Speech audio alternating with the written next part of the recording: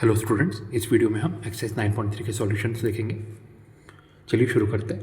Question number 1, reduce the following equations into slope intercept form and find their slopes and the y intercepts. ठीक है, मतलब आपको कुछ equations दी गई है, उनको स्लो इंटरसेप्ट फॉर्म में हमें लिखना है और क्या निकालना है, उनका स्लोप्स निकालना है और वाई इंटरसेप्ट निकालना है। ठीक है, वाई इंटरसेप्ट मतलब वाई एक्सेस को वो कहाँ पे इंटरसेप्ट कर रही है। ठीक है, तो देखिए फर्स्ट पार्ट क्या है, x plus 7y equal to 0।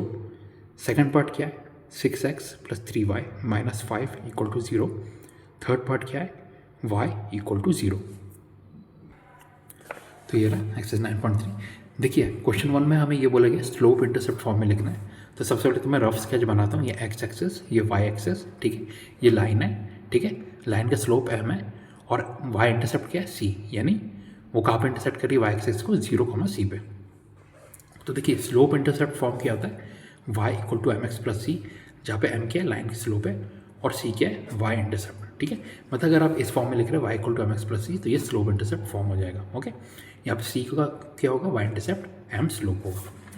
अब चलिए देखते हैं, फर्स्ट पार्ट क्या था, x plus 7y equal to 0। ठीक है, इसका आप ऐसा भी लिख सकते हैं, x plus 7y equal to 0 है। इसे आप ऐसे भी लिख सकते हैं कि 7y equal to minus x, plus x यहाँ पे आके माइनस हो जाएगा। 7y equal to minus x है, implies y equal to minus 1/7x plus 0। 7 यहाँ पे नीचे चला जाएगा, तो ये माइनस x/7, उसे ऐसा मैंने लिखा माइनस 1/7 इंटू एक्स। ठीक है, अब प्लस 0 करे माइनस 0 करे कोई फ़र्क नहीं पड़ता। ठीक है, क्योंकि किसी भी चीज़ में आप प्लस 0 करते हैं वैल्यू सेम रहती है। तो इसको मैंने इस तरह से लिख दिया, y equal to minus 1/7 into x plus 0। ये किस फॉर्म में हो गया, y equal to m x plus c में। तो यहाँ पे आप स्लोप बोल सकते हैं, m कितना आ जाएगा, माइनस 1/7। ठीक है, और c कितना आ जाएगा, 0, क्योंकि y equal to m x plus c में x के साथ क्या मल्टीप्लाई होता है, m, और जो अलग कॉन्स्टेंट रहता है वो रहता है c। ठीक है, तो स्लोप इक्वल टू माइनस 1/7 हो गया और c y इंटरसेप्ट कितना गया, 0। उम्मीद करता हूँ आपको समझ में आ गया होगा। ठीक है, सेकंड पार्ट देखते हैं, 6x plus 3y minus 5 equal to 0। ठीक है, it implies 3y equal to minus 6x plus 5, it implies y equal to minus 6x plus 5/3 equal to, इन दोनों को अलग अलग कर लिया, यानी minus 6x/3 plus 5/3। It implies y equal to, 3 से कैंसिल किया इसे 2 टाइम्स, तो y इक्वल टू कितना आ गया, माइनस 2x प्लस 5/3। ये y equal to m x plus c के फॉर्म में आ गया।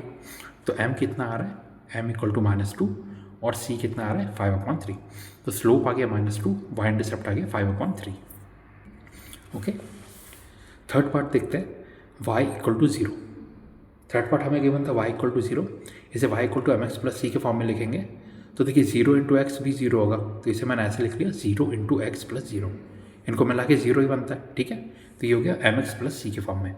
तो स्लोप कितना आ गया, 0, c कितना आ गया, यानी y इंटरसेप्ट कितना आ गया, 0। तो ये हो गया आपका थर्ड पार्ट का आंसर।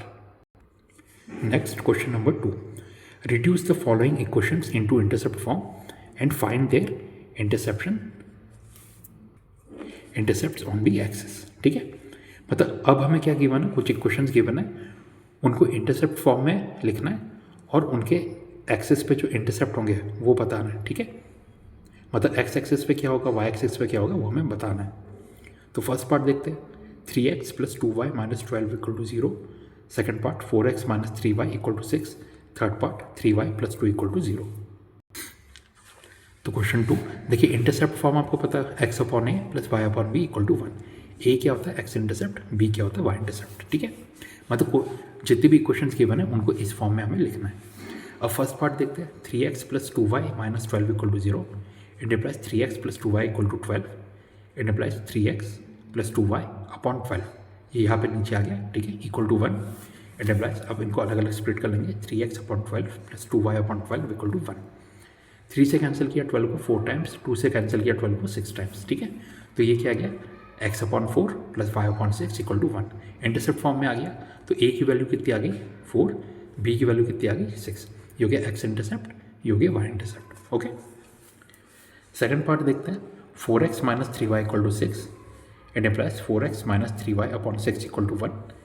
इट इम्प्लाइज, देखिए अब स्प्लिट कर लेंगे, 4x upon 6 minus 3y upon 6 equal to 1। ठीक है, 2 से कैंसिल किया 4 को 2 टाइम्स, 2 से कैंसिल किया 6 को 3 टाइम्स, 3 से 6 को कैंसिल किया 2 टाइम्स, तो ये कितना आ गया 2x/3 minus y/2 equal to 1।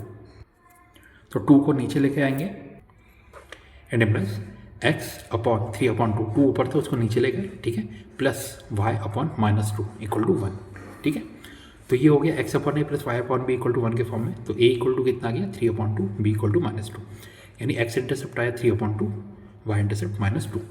Third part 3y plus 2 equal to 0, ठीक है, ये हो गया 3y equal to -2 and plus 3y/-2 equal to 1, ठीक है। 3 को नीचे लेके आएंगे and plus y/-2/3 equal to 1। तो यहाँ पे क्या गया b इक्वल टू -2/3 और आप देख सकते हैं x का कोई टर्म ही नहीं है तो a एग्जिस्ट नहीं करेगा। a एग्जिस्ट क्यों नहीं करेगा? क्योंकि बेसिकली ये क्या इक्वेशन हो गई y equal to some constant, मतलब x एक्सिस के पैरेलल, क्योंकि लाइन x एक्सिस से पैरेलल है तो x एक्सिस को कभी इंटरसेक्ट ही नहीं करेगी, ठीक है। इसलिए आप बोल सकते हैं a डज नॉट एग्जिस्ट। और y इंटरसेप्ट कितना आ गया -2/3, ठीक है। तो स्टूडेंट्स इस वीडियो में मैंने आपको एक्सरसाइज 9.3 के क्वेश्चन 1 और क्वेश्चन 2 के सॉल्यूशंस दे दिए।